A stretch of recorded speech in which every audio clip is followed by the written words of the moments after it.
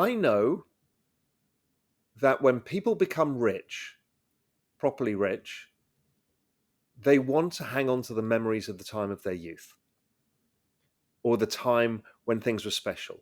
This is actually why Warhol is so valuable. It's a capsule of time from the 60s and the 70s. And that matters massively to the baby boomer generation. Much like to my generation, it would be Damien Hirst, Banksy, and Basquiat.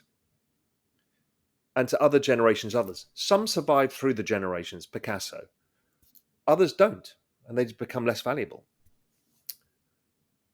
So I also observed that when the hedge fund managers, the industry I was in, became the richest people in the world, the Stevie Cohens, the Ken Griffins, all of these guys, what did they do? Well, they bought all the fancy property, right? They've all got ridiculous property, but they all now own the art.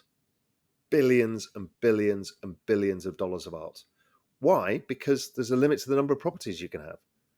But art has been a great store of value forever, the top art. And you can flex with it to show to your billionaire friends how rich you are. And it's an intellectual thing of collecting it, and it's nice. You feel like you've got a purpose. So that's always been the case. When China opened up after the WTO, a bunch of Chinese got really wealthy. What did they do? Buy all the high-end property and all of the art market. When India exploded back onto the scene, Indians, property market, high-end art. Russians, property market, high-end art, right? It's like it's in front of our eyes. It's the same what happened in the 1920s, the Gilded Age, property market, high-end art. So I'm like, well, we know the trade. It's high-end art. It's so obvious. Now, what is so magical about this period in time is there's about 6 people who are the OGs that matter. And we know them all. They're one degree of separation. They're friends of ours.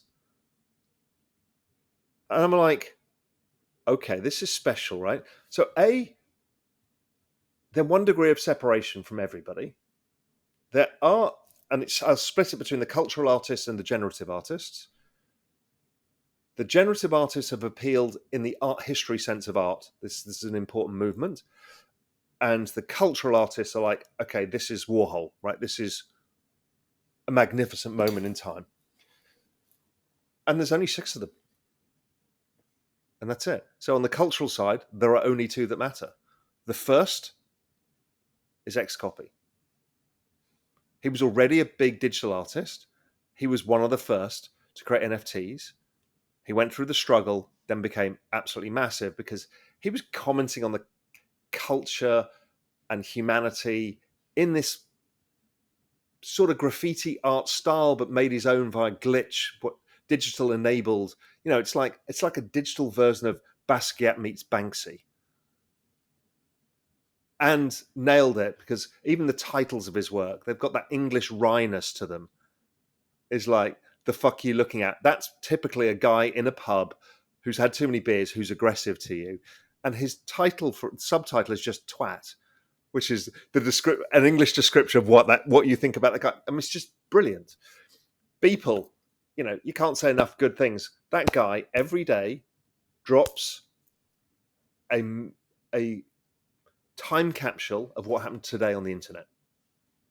And he's done it every single day. Yeah, your Journeyman episode with Beeple was mind-blowing about how you're able to really unearth his story and share with the world just how committed he was to the art and like the process. It really opened my eyes up to like, just it's not just a bunch of dick pics, but it's the social commentary, the practice, and it's when I asked him, it's like why so many dick pics? He's like, this is the internet. He's like, the internet always goes down to a dick pic in the end. And I was like, oh, so he's not just doing it for shock.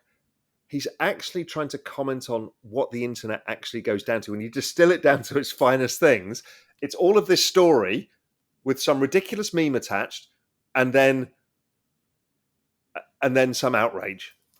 And he captures that so well. So those are those two artists. And on the other side, it was autoglyphs first. Then, whether it's Tyler Hobbs or whether it's Snowfro or whether it's Dimitri with Ringers, it's basically there's 3 or 4 artists that matter, and then there's CryptoPunks. That's it.